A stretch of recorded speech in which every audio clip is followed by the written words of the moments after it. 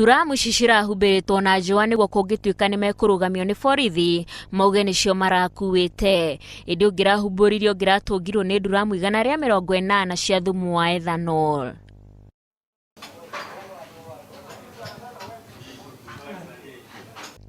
Kũratuĩka ethanol nĩ ya mũigana wa ciringi milioni 120 kũrĩa nginya thaa ici maobitha a borithi maroiga itirĩ iramenyekana mwene. Wakati tuliongea na watu ya KRA wakatuambia hiyo code ni ya ethanol.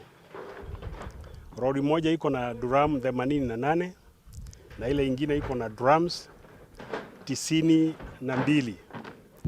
OCPD wa Mwatate James Mwangi aroiga marakunyeirwo nĩ mũingĩ thutha wa kũigwa indo iranungaga ũru no matiramenyaga nĩkĩ. Na nĩguo abitha acio marũgamie turera iria irakuĩte container icio maratũngwo nĩ mũnungo wa njũa mahumbũria nĩguo marakorire ethanol ĩyo ĩhumbĩrĩtwo rungu rwa njũa icio.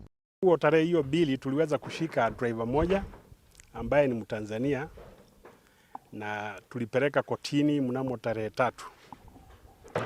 Koti imetupatia nafasi ya wiki moja hivi ili tumalize uchunguzi. OCPD nĩ arathi na mbere kuga ica ikuhĩ nĩ meriga kũhithũkia makonia ma bangi cigereirio barabara ĩno na kwoguo agacokeria mũingĩ ngatho nĩ kũnyitanĩra na borithi kũhũrana na umaramari ta ũcio.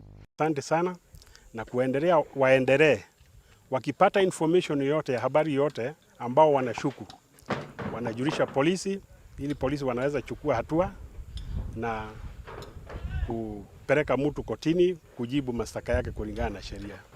Rĩu OCPD nĩ aroria mũndũ ũngĩkorwo na ũmenyo wa mwene ethanol ĩyo amenyithie borithi.